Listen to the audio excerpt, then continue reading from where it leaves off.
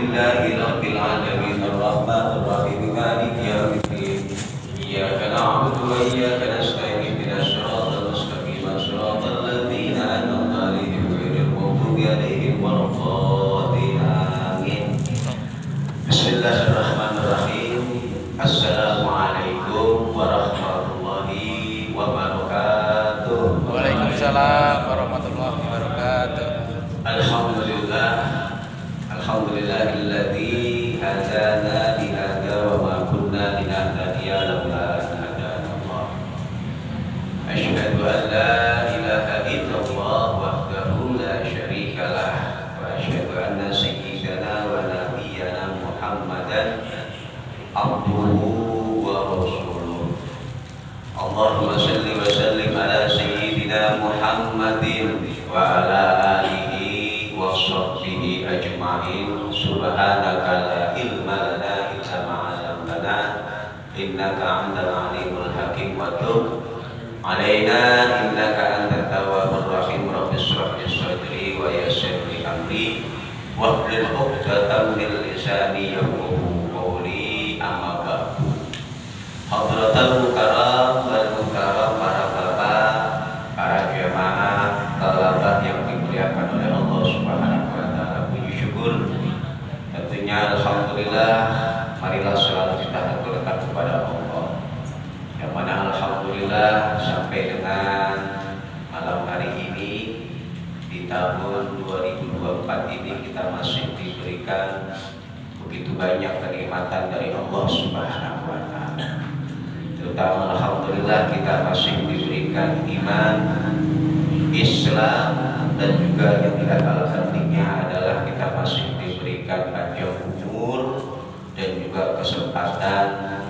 Mudah-mudahan dengan anugerah yang telah Allah berikan kepada kita semua ini menjadikan kita lebih baik lagi ke depan, lebih baik lagi di dalam setiap aktivitas-aktivitas yang kita lakukan, baik yang berkaitan dengan ukhrawiyah, amalan-amalan akhirat kita, atau juga yang berkaitan dengan duniawiyah, aktivitas-aktivitas yang berkaitan dengan dunia kita. Mudah-mudahan di 2024 ini kita menjadi manusia yang lebih baik lagi. Amin. Berusaha untuk mengurangi aktivitas-aktivitas yang tidak ada faedahnya, apalagi hal-hal yang mendatangkan murka Allah Subhanahu wa taala. Karena Nabi Muhammad SAW dalam hadis yang mengatakan min husnil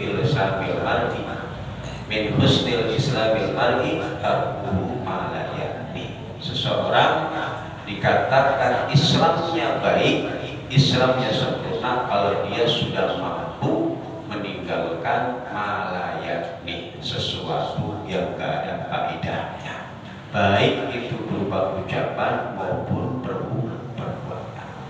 Jadi sesuatu yang tidak ada faedahnya ini tidak ada manfaat, tidak ada mudarat. Sesuatu yang tidak memiliki dampak positif dan juga tidak memiliki dampak negatif, itu anjuran dari Nabi untuk kita jauhkan. Apalagi hal-hal yang berkaitan mendatangkan murka Allah Subhanahu wa taala. Maka di awal tahun 2024 ini kita jadikan momentum muhasabah diri kita, introspeksi diri kita, sekaligus islah, yakni memperbaiki setiap amal-amalan ibadah yang kita lakukan agar kedepannya kita menjadi manusia yang terbaik, manusia yang dikatakan di dalam Al-Quran kuntum khairu ummatin ukhrijat linnas. Kita adalah manusia yang terbaik yang Allah keluarkan di muka bumi ini, tapi dengan syarat ta'muruna bil ma'ruf wa tanhauna 'anil munkar. Kita bersama-sama, bekerja sama, berkolaborasi dalam rangka untuk mensyiarkan al-ma'ruf, sesuatu yang telah dikenal, yaitu kebaikan-kebaikan, dan juga kita bersama-sama bekerja sama, berkolaborasi untuk mencegah yang namanya sesuatu yang dilarang oleh agama kita.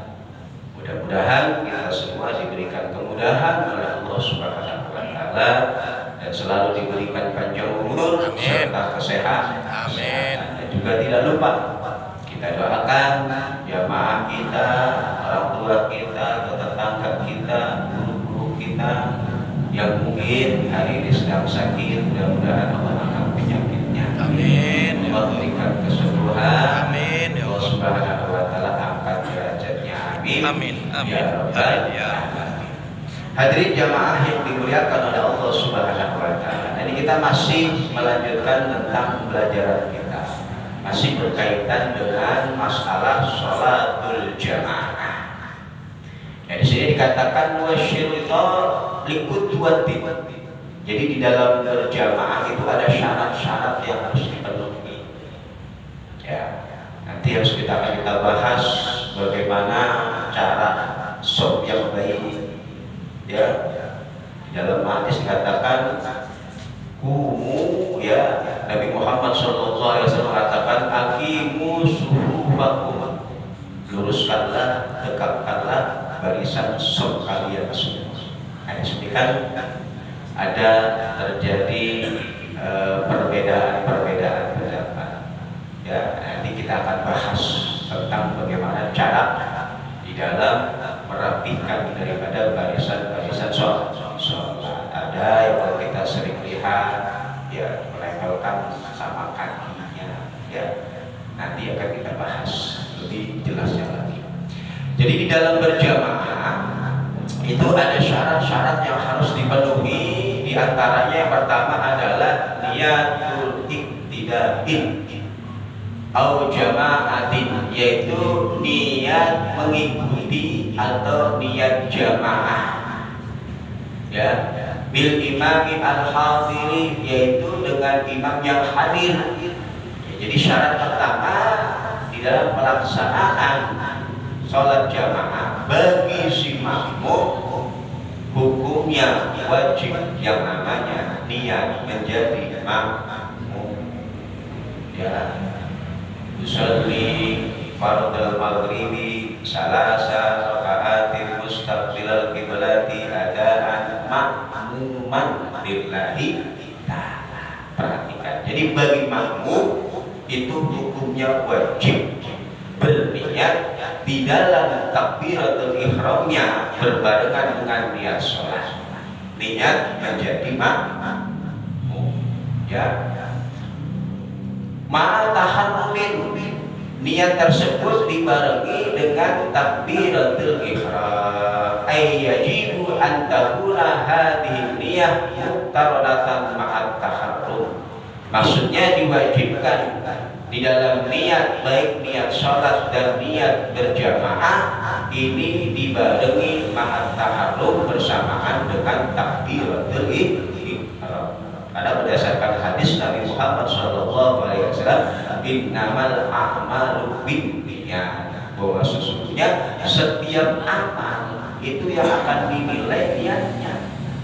Maka ketika kita berjamaah, bagi seorang makmum hukumnya wajib untuk yang namanya niatul iktida, niat menjadi makmum atas imam yang hadir ketika pelaksanaan sholat. Wa idza lam yaqtarid niyatu nahwal iktida bitaharrum la lam yantaqid lam tam'akid al-jum'ah.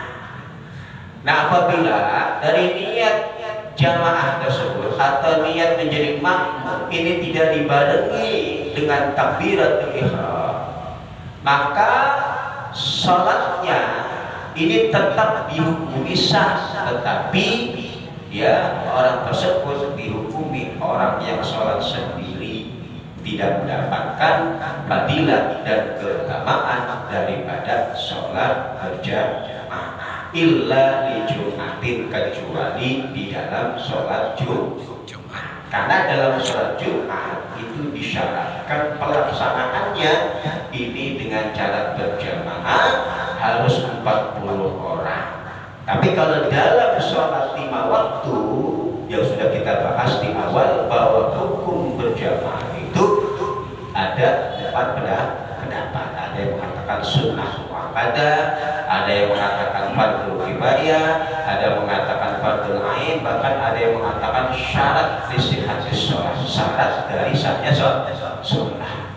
Maka ketika kita tidak niat makmuman di dalam sholat kita, atau niat tapi tidak dibarengi dengan takbiratul ihram, maka sholatnya tetap dihukumi syah kecuali di dalam sholat Jumat. Kenapa? Lishtiratil jamaah fiha, karena disyaratkannya di dalam sholat Jumat itu dilaksanakan secara berjamaah. Paham ya? Jadi yang pertama, di dalam masalah sholat jamaah disyaratkan bagi seorang makmum untuk berniat. Ini maksudnya dalam lingkup jamaah, bukan dalam lingkup sholatnya. Sholatnya tetap dihukumi sah walaupun dia tidak niat makmuman, tapi hukum dia berjamaah tidak mendapatkan fadilah berjamaah, dia dihukumi orang yang sholat sendiri. Syarat biar dia mendapatkan fadilah sholat berjamaah, keutamaan sholat berjamaah, dia harus niat al-iqtidah atau niat menjadi makmum. Ya. Kemudian di sini ada kasus kalau tarakaha diniyah au syakka biha wa tabi'a musalliyan bi fi'lin kan hawa liruku'i mutabi'an lahu au bisalamin bi an qasada dzalika min ghairi iqtida'in bihi wa qala qurban intidaruhu lahu wa qala sholatu. Nah, ini apabila ada permasalahan, misalkan kita lupa untuk niat makmum atau ragu di dalam sholat kita, tadi kita sudah niat makmum atau belum. Kemudian di dalam praktek sholat kita, ini tetap tabiun, mengikuti dengan imamnya di dalam gerakan. Ya, kita tadi lupa untuk niat menjadi makmum, atau kita ragu tadi udah niat menjadi makmum atau belum. Sedangkan praktek sholat kita ini tidak sendiri, tetap mengikuti daripada gerakan imam. Contohnya ada awal ruku, imam ruku kita ikut ruku, mutabi'an lahu, au bisalamin, atau imam selesai salam kita ikut salam. Tapi di angkosnya dari kan tidak, tapi tujuan dari mengikuti kita gerakan pada imam di dalam sholat itu bukan dalam rangka mengikuti kita sebagai makmum, dia sebagai imam. Ya, maka di sini ada perincian hukumnya. Kalau gerakan kita di dalam mengikuti imam yang ada di depan, sedangkan kita tadi tidak niat menjadi makmum, ini ada penantian yang cukup lama, maka sholatnya tidak sah. Tetapi kalau gerakan kita ini tidak menanti atau menunggu gerakan imam tidak terlalu lama, bahkan pas dengan bacaan kita, imam ruku kita ruku, imam selesai ruku kita bangun, ya. Jadi jedanya tidak terlalu lama, maka sholatnya dihukumi sah. Jadi cara trik bagaimana ketika kita misalkan sholat di masjid yang bukan seakidah dengan kita, kalau gak jamaah gak enak sholat sendirian. Ada caranya begitu. Kita niat sholat, niat sendiri tanpa berjamaah dengan imam, tapi gerakan kita tetap mengikuti gerakan imam dengan syarat penantian kita ini tidak terlalu lama mengikuti gerakan imam. Contoh, kita udah baca surat selesai, imam belum, nungguin rukunya lama. Nah, ini yang tidak batal di sini. Kenapa? Karena kita sebenarnya nggak punya hubungan dengan dia di dalam sholat kita. Tidak ada terkaitan antara imam dan makmum. Karena tugas makmum itu kan mengikuti si imam. Tugas makmum itu pokoknya adalah mengikuti si imam. Sedangkan kita niatnya sholat sendiri, kita tidak punya kewajiban, tidak punya hubungan dengan imam. Maka ketika kita menantinya terlalu lama dari gerakan si imam, itu bisa menjadikan sholat kita menjadi batal. Tetapi kalau tidak terlalu lama, kita selesai baca surat, imam selesai baca surat, imam ruku, kita ruku. Imam selesai baca di tasbih dalam ruku, bangun dari ruku, kita ikut bangun dari ruku. Sama gerakan yang tidak terlalu jauh, maka sholat kita tetap dihukumi sah, dihukumi kita sholat sendiri, tidak dihukumi mengikuti orang yang sholat berjamaah. Kemudian waniyatu imamatin jamaatin sunnatun lil imam fi ghairi Jumat, sedangkan niat menjadi imam di dalam sholat berjamaah itu hukumnya sunnah bagi imam pada selain sholat Jumat. Tetapi di dalam sholat Jumat bagi imam itu wajib niat menjadi imam. Usolli li fardhil Jum'ati raka'ataini mustaqbil qiblati adaan imaman lillahi ta'ala, adaan ma'muman. Tambahin ya, niat itu yang harus kita bawa. Ya, tujuannya apa? Kita disunahkan bagi imam untuk niat menjadi imam liyanala fadlal jamaah, agar kita juga mendapatkan yang namanya keutamaan sholat dari berjamaah. Wa tasihu niyatuha ma'ataharumihi wa illam yakun khalqahu ahad. Begitu juga bagi kita yang sholat sendiri dan kita meyakini bahwa nanti akan ada orang yang ikut makmum dengan kita. Kita sudah punya keyakinan, atau kita datang berdua dengan teman. Kita sudah selesai wudhu, kita buru-buru sholat, dan kita meyakini teman kita ini akan makmum kepada kita. Maka bagi kita juga boleh, bahkan sah ketika kita niat sholat itu menjadi imam, walaupun di belakang kita belum ada makmum. Yang terpenting kita sudah meyakini in wasaqo bil jamaah, bahwa nanti akan ada orang yang datang berjamaah kepada kita. Kenapa alasannya? Dia nahu yasiru imam, karena dia bakal menjadi imam. Tapi kalau dia tidak meyakini bahwa nanti ketika dia sholat bakal ada yang menjadi makmum dengannya, justru ini di dalam pendapat ulama sholatnya tidak sah. Alasannya dia bermain-main di dalam ibadah sholatnya, mempermainkan niat di dalam sholat, genah-genah dia sendirian, dan positif bakalan gak ada makmum dengan dia, kok dia tetap niat menjadi imam. Berarti kan namanya bermain-main di dalam sholat, maka sholat yang dihukumi tidak sah.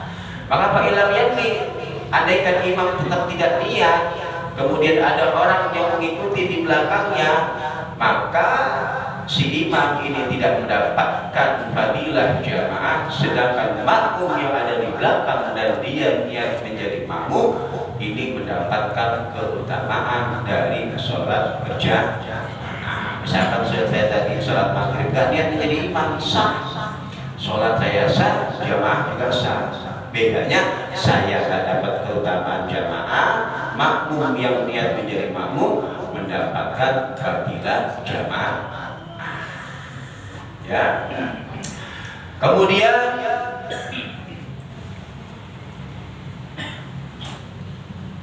wa inna wa bil asna'i khasal al-fatu bil hina idin. Apabila seorang imam ini niatnya di pertengahan sholatnya, maka dia tetap mendapatkan fadilah daripada berjamaah. Nah, contohnya misalnya kita sudah di sholat sendiri, nah, kemudian ada datang untuk orang jamaah kepada kita.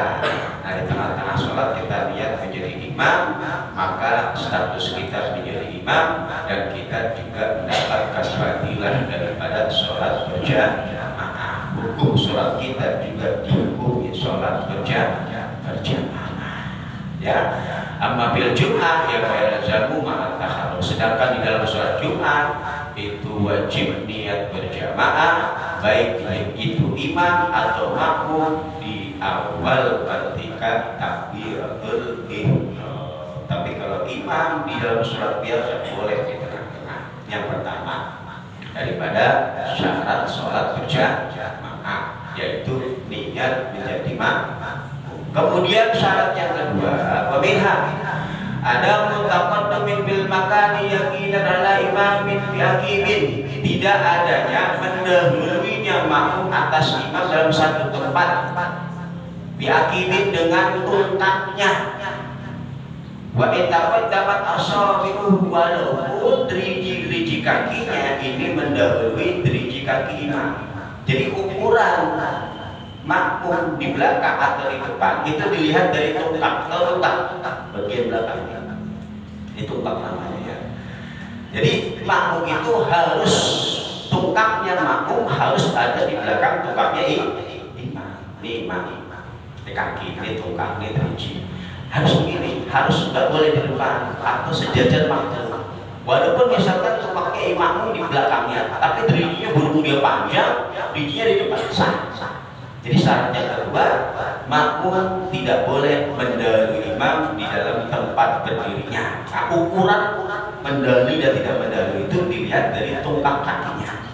Jadi kaki tungkaknya imam, tungkak makmum ini harus makmumnya di belakang, jangan sampai di depan, sejajar makmum. Ya, nih ketika nanti kan ketika berjamaah ada kalanya makmumnya satu, nah itu dirinya di mana, makmumnya dua, atau makmumnya dua, satu laki-laki satu perempuan, atau makmumnya tiga, satu laki-laki satu anak kecil satu perempuan. Nah itu urutan berdiri di dalam shotnya itu nanti ada pembahasannya, ya, enggak makmum laki-laki perempuan sejajar, ya, itu nanti akan dibahas di dalam pembahasan hal tersebut.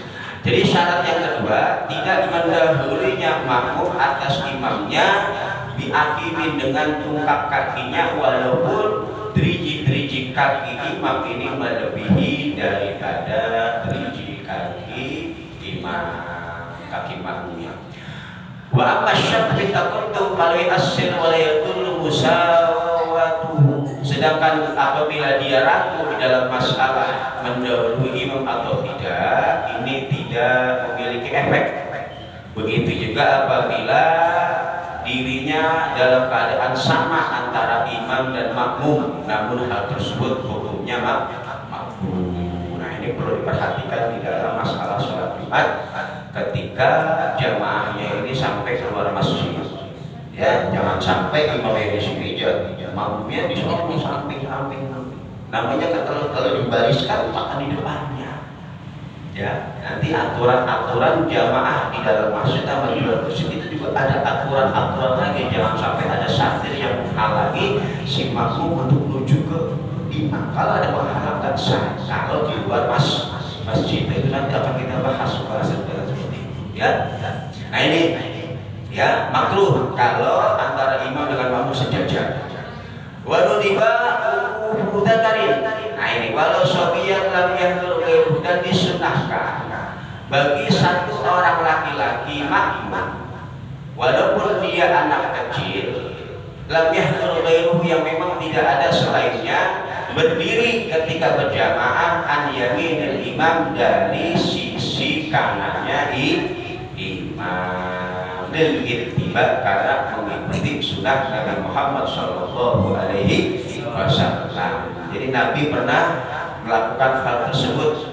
Dalil nazbi hukum dzakar an yaminihi, ya, ma rawahu Syaikani an Ibnu Abbas radhiyallahu anhu qala bitu inda khalati Maimunah wa qala an-nabi sallallahu alaihi wasallam fa qama an-nabi sallallahu alaihi wasallam yusalli min al-lail fa kuntu an yasarihi. Ketika Nabi sholat malam hari, kemudian aku berdiri di arah kiri Nabi. Fakhadha bi ra'si wa hawalatni an yamini. Kemudian Nabi memegang kepalaku, memindahkan ke arah kanan. Ini sunnah. Ya, jadi kalau makmumnya satu ke arah kiri, kita sunnah pindahin dia, geser ke kanan. Ya, ini yang dilakukan oleh Nabi Muhammad SAW. Jadi ketika makmumnya satu laki-laki, baik itu anak kecil, maka posisi dia berada di sebelah kanannya imam, hampir sejajar. Jadi nggak begitu. Ya, tungkak antara tungkak kita dengan tungkak imam makmum ini, ya, ya, paham ya? Wa illa ya sunnah tahmilul ittiba. Kalau memang dia tidak di arah kiri, di arah kanan, misalkan di arah kiri atau belakang, sunnah bagi imam untuk menggesernya, ya, dengan syarat tidak melebihi dari 3 gerakan, tinggal digeser, pindah ke arah kanan, ya. Mutaakhiran anhu qalilan, dengan akan mundur sedikit, bi anta ta'akhkhara asabi'u qauluhu an aqimi imamihi dengan gambaran driji-drijinya imam ini berada di belakang tungkak dari imamnya. Jadi kaki yang menjadi penilaian itu ya, enggak di sini, enggak di sini, dekat gitu, nempel ya, paham ya?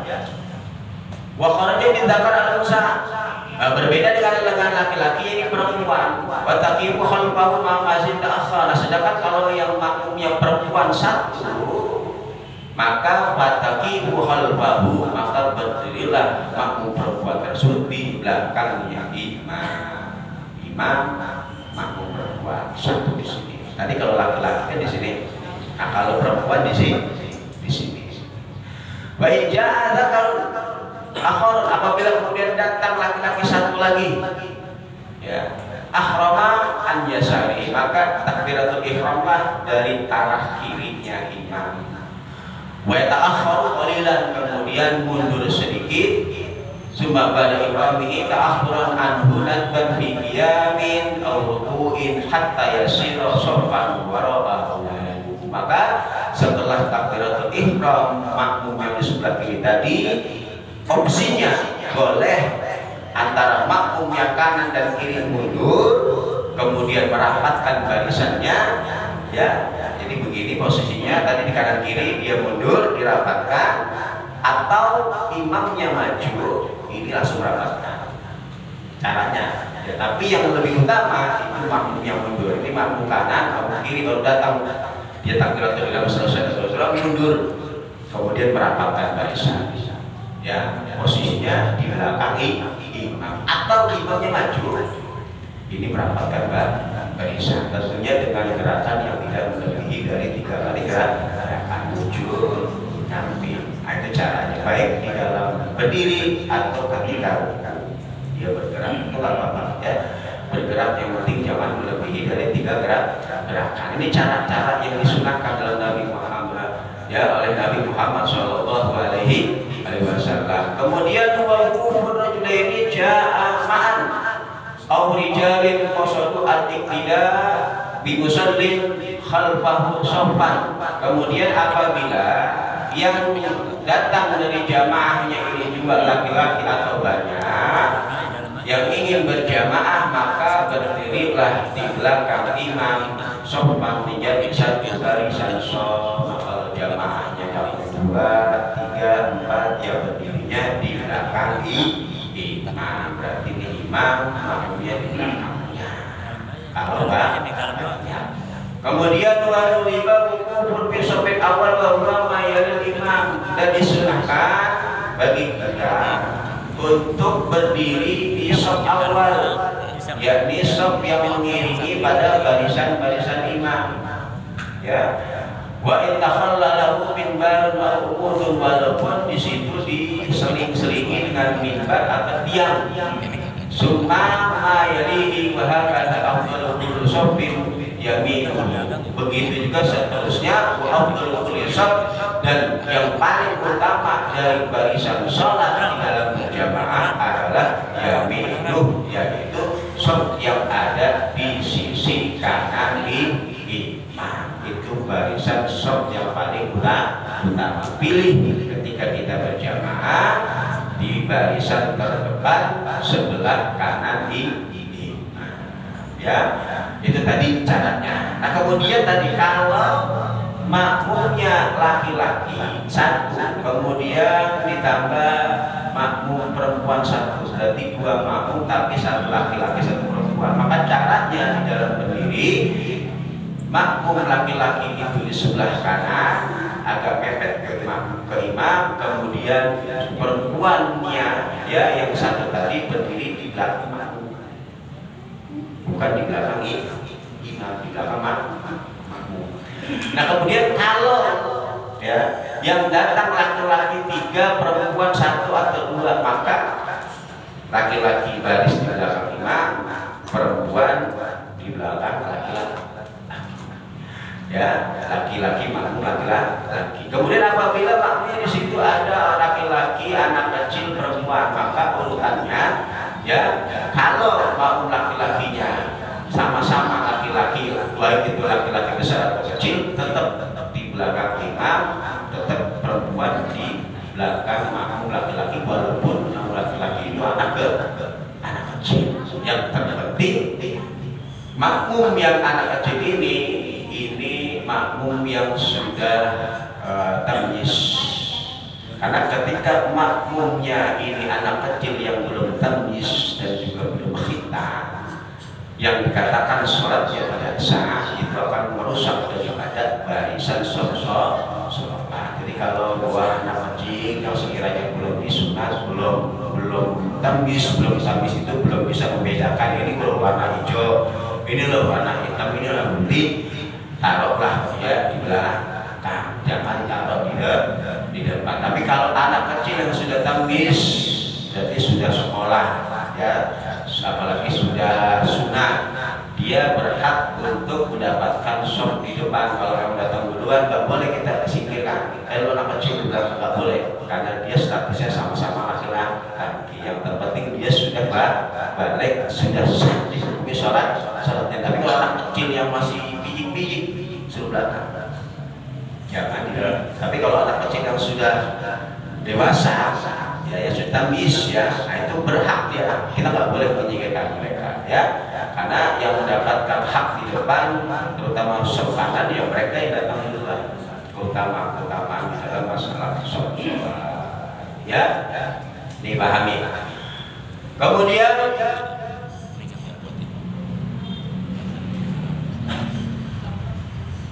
wakuriha ya, wakuriha limakmum yang infiradun an-shafi alladhi min jinji in wujida bihi sa'atun bal yadkhulu. Makruh hukumnya bagi makmum menyendiri di dalam barisan sholatnya alladhi min jinji, yang sama-sama laki-laki, tapi dia nggak ikut barisan di depan, dia milih di belakang. Ini belum penuh ya, nggak isi di penuh, tapi dia sholat di belakang, makruh itu hukumnya ya.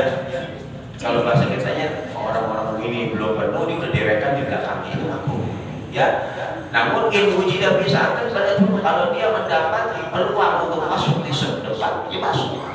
Jangan bikin barisan sendiri ya.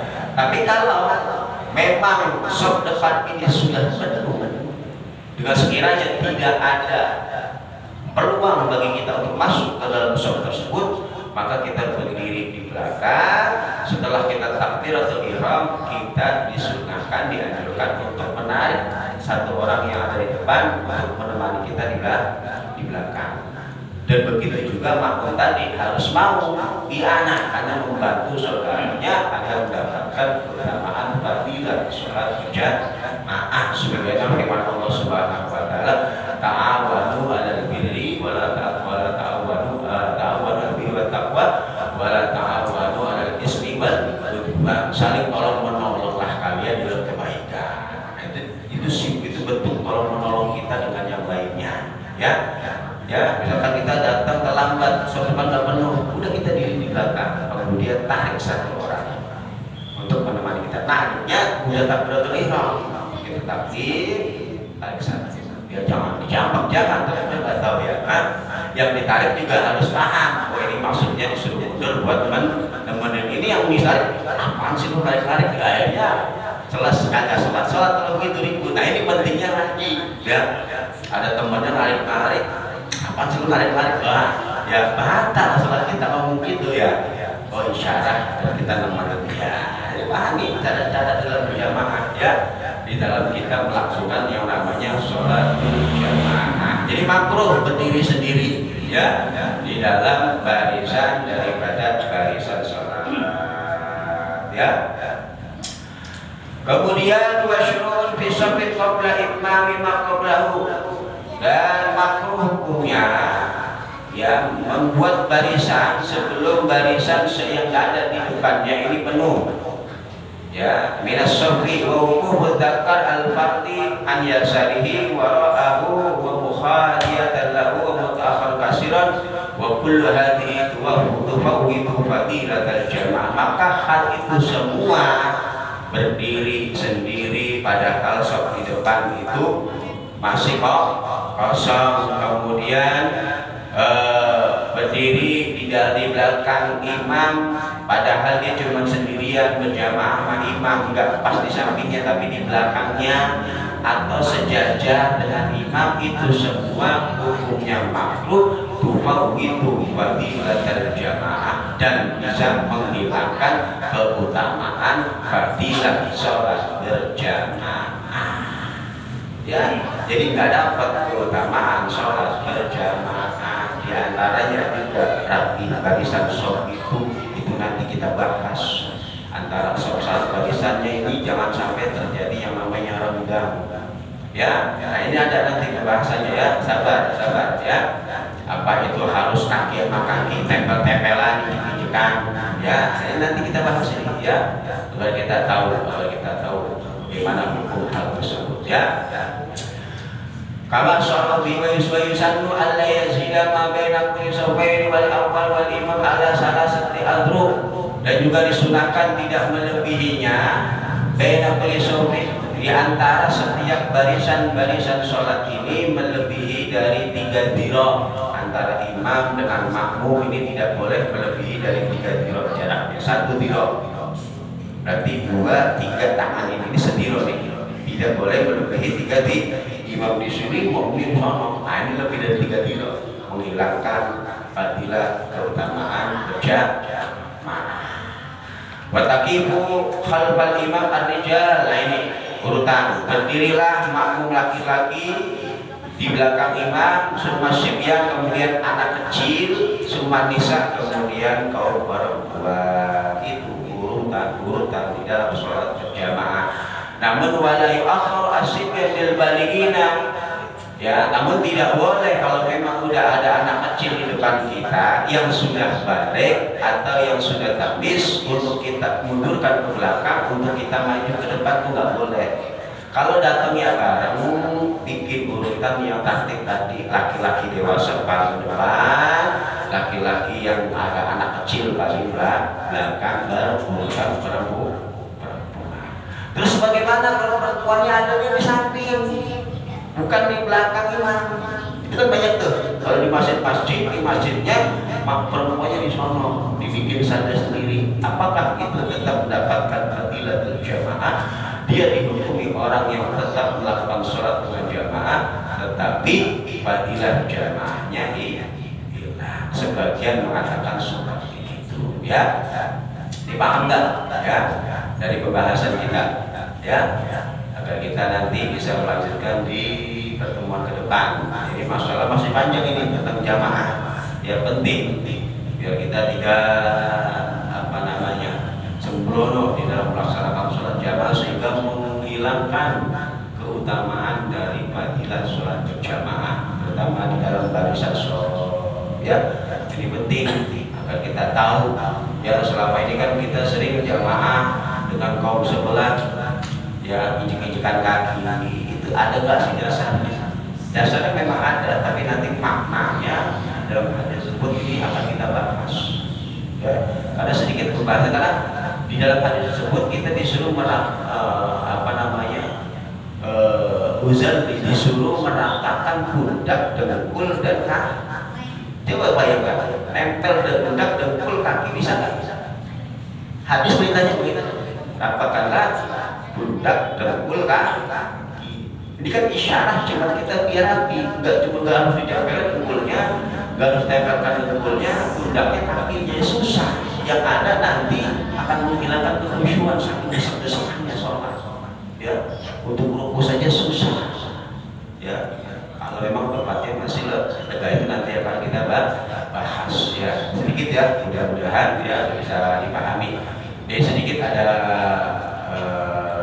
ini Bapak siapa namanya? Mungkin ada yang mau saya sampaikan, silakan. Langsung aja, Pak.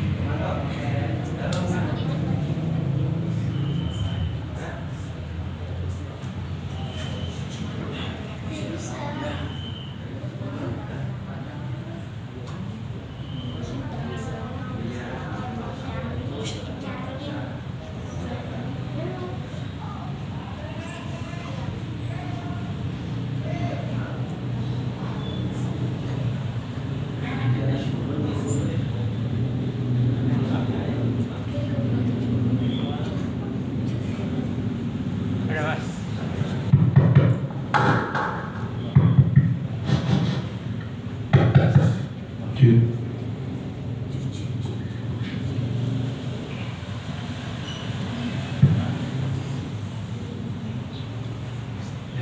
kasih kepada Ustadz yang sudah memberikan waktunya.